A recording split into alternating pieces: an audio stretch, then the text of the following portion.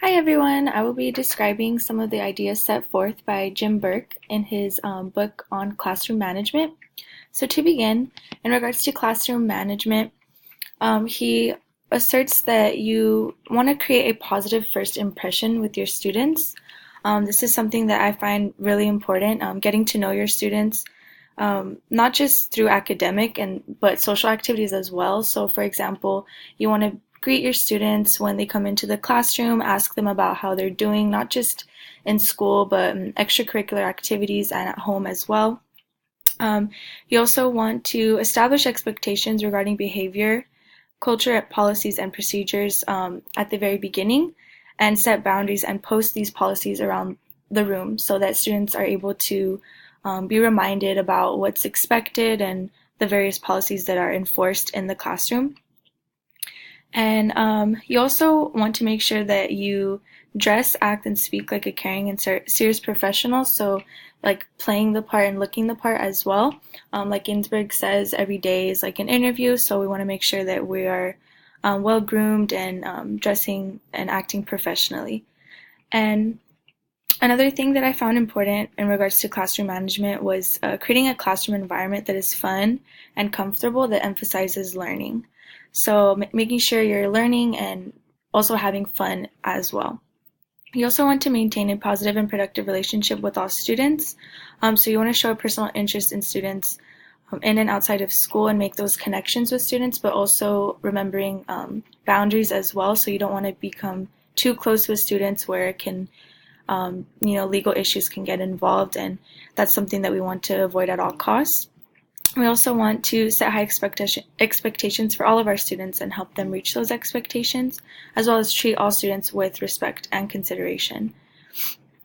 So another thing that I really liked was the balance of being firm and fair with students, as well as using our walls to really educate and communicate and celebrate with our students and reinforce key content and skills, as well as showcasing student work, which I really enjoyed, making sure that it's not just the teacher's classroom, not just your classroom, but it's our classroom.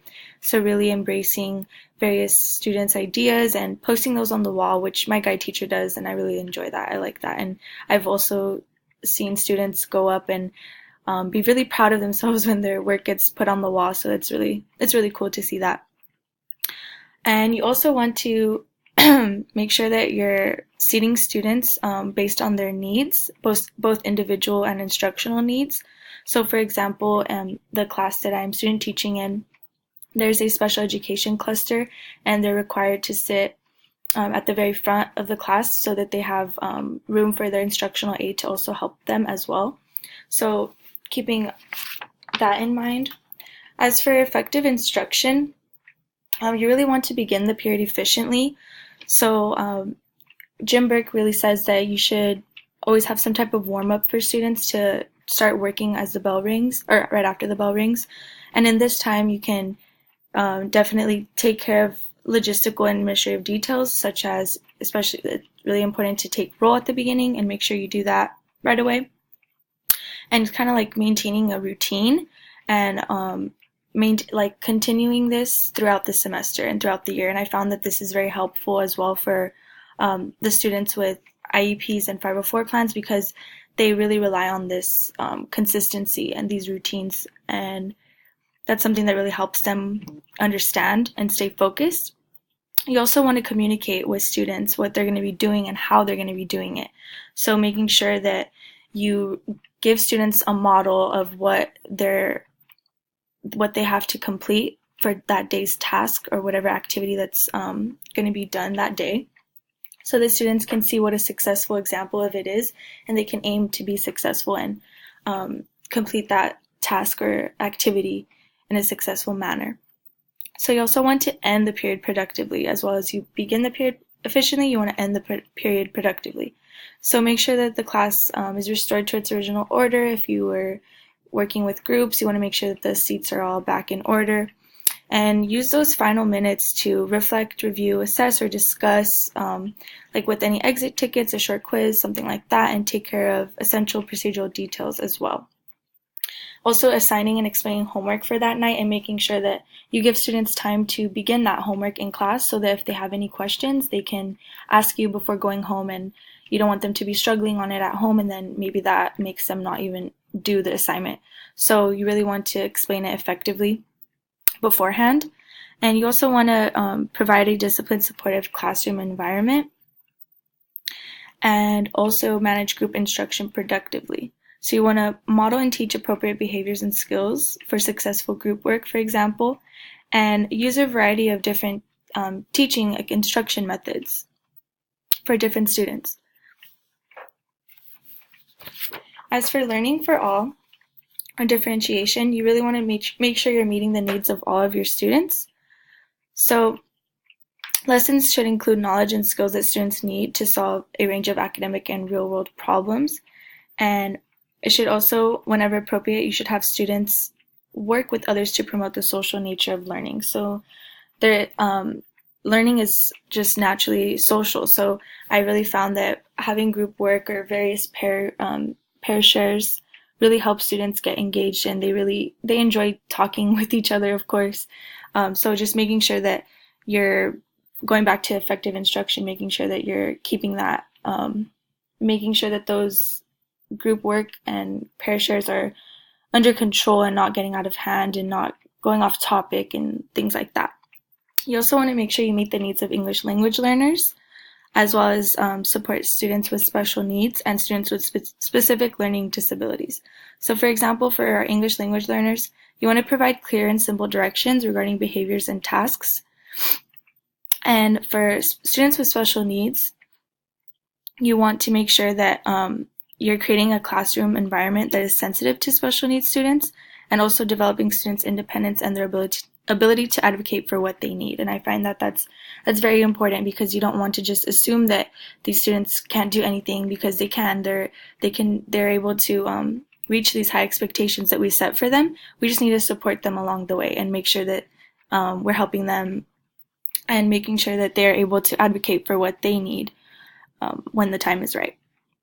And also using a variety of instructional solutions to meet each student's individual needs is also very crucial as well. And as for students with specific learning disabilities, for example, I learned a lot in this section. So for example, students with a visual processing disorder, they need help understanding and using visual information. And students with sensory motor difficulties, they need help both understanding and executing directions and actions. And whereas students with auditory processing disorders need additional support understanding what is said and what to do. And students with attention disorders need a structured, distraction-free environment. So keeping all of those things in mind in order to ensure learning for all. As for positive discipline, we want to teach self-discipline and personal responsibility, as well as administer discipline with dignity. So we want to develop students' awareness of what is appropriate in a given situation. And of course, as always, we are setting that example ourselves. We want to make sure that as a teacher, student teacher, we are being a role model in that sense. And we help students identify and use strategies to manage themselves as well. So going back to that self-management, which is also very important. As for administering discipline with dignity, we want to respond quickly and effectively to students' behaviors before trouble begins, and address students in an objective tone regarding behavior and attitude, and also be equitable in all disciplinary matters.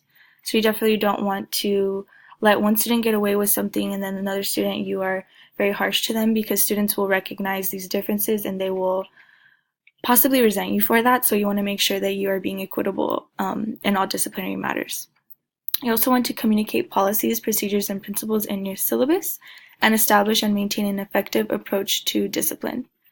So when you use discipline to provide students with feedback about their behavior, you want to create an effective teacher persona based on a strong ethos and prevent discipline problems before they start. So going back to administering discipline with dignity, when you see something happen, you want to act quickly so that students are aware that you're watching and you're gonna make sure that something is done about that and discipline them.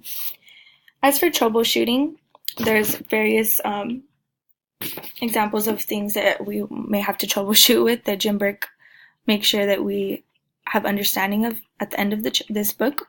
So for example, assignments, attendance, record keeping, abuse, cheating, materials and equipment, field trips, substitutes, emergencies, and conferences. So for assignments, things to look out for are students who aren't doing their assignments, or you want to give students time to begin work in class, like I said before, and you want to provide models and be consistent as well. As for attendance, you also want to keep an eye on that and meet with students that are having patterns of tardies and absences. As well as for record keeping, I really thought this was an awesome idea, was to keep a binder with all of the records that you need, such as like a student information form, any like emergency plans, things like that, because you never know what can happen. You always want to be prepared. And yeah, I really enjoyed this book, and I hope you all did as well and all learned something. And thank you for listening.